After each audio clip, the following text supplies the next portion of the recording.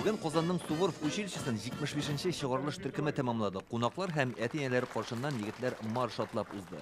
Денис Петров Qozondan mında 4-ші sınıftan soң келе. Қазір Танк училищесіне оқырға кірген ниетлей. Бірінші жылдар қиын болды енді. Қазір бүтін нәрсе әйбет, радуемся бүтініміз.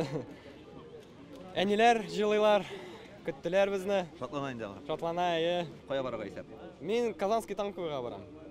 Мында Qozonda қалам, анасы дальше офицер боласым келе. Данияр Нуртдинов Башқұртстаннан ора Ирак болғаш башта якыннарын юқсынған. Қазір мұндағы егітлер туғаннары кебек. Әйбәт оқыталар, военный өзімні күшлі итеп көрем. Краснодар яқларына барам, анда тоже военный училище, защита государственной тайны. Бүгін 71 егет оқуны тамамлай, унысы алтын медальге лайық, 8 спорт стасы. Оқуда һәм тәрбиедегі мұндай қозанышлары белән бүгінгі училище җитәкчелеген һәм мөгаллимнәрне Рөстәм Миннеханов исеменнән премьер-министр Алексей Песошин котлады. Ул безнең ил катлаулы бөек ватан сугышы елларында Суворов училищелары ачу мөмкинлеге тапкан. Аларга ятим калган балаларны җыйган, белем һәм тәрбия биргән диде. Qozon Suvorov училищесінің шал тарихы бар. Оны тәмамлаган кешеләр төрле югары урыннарда җаваплы вазифалар башкара. Укытучыларга, җитәкчеләргә Татарстан Республикасы рәисе исеменнән рәхмәт сүзләрен җиткерәм. Сез зур хезмәт башкарасыз. Монда белем алып чыгучылар хәзерге вакытта махсус хәрби операция зонасында да хәрби бурычын үти. Сегодня мы выражаем слова благодарности командирам, преподавателям и воспитателям. Бүген яшьләр кошында тарихи шәхесләр басып тора. Тантанага бөек ватан сугышы ветераны Александр Шахназаров та килгән иде. Ул Суворов училищесында 25 ел укыткан тәҗрибәле мөгаллимнәрнең берсе. Конечно, те были люди еще. Еллар төрле булса да, бу уку йорты алдына куелган максат чын ир-егетләр тәрбияләү. Хәзерге Суворовчыларга аеруча сокланам. Аларга хәрби тормыш юлын сайлаган өчен афәрин дип әйтәсем килә. Тәрбия һәм бары тик тәрбия. Александр Суворов әйтеп калдырган төп сүзләрнең берсе бу.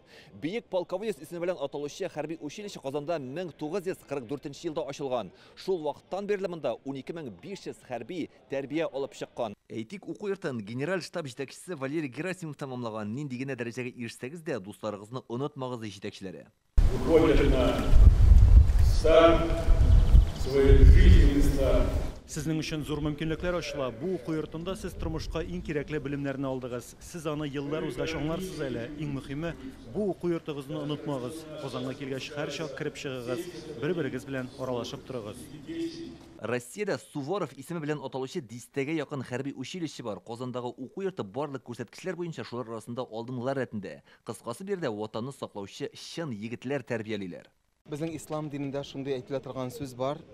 Vatanını suyu imandan deydi. Allah Teala alарга саулык, сәламәтлек бирсен, көч бирсен Раббым иншаллах. Бөркет кебек уллар үстергән ата-аналарда тантанага җыелган, күңелдәге горурлык хисләре күз яшьләренә әверелә. Кайчандыр монда җитәкләп китергән балалар бүген ир-атлар булып үсеп җиткән. 4-нче классны бетереп монда килде, монда укый башлады. Монда килгәндә бию белән генә шөгыльләнгән. Хәзер кандидат мастера спорта, значоклары бар, бик күп достижениялары. Бик әйбәт 97 балга бирде экзаменнарын. Диплом алгач, училище байрагы алдында баш ию йоласы бар. Бу күренеш уку йортына һәм мөгаллимнәргә ихтирам билгесе. Илдар Сафиуллин, Вадим Илларионов, Яңа Гасыр каналы.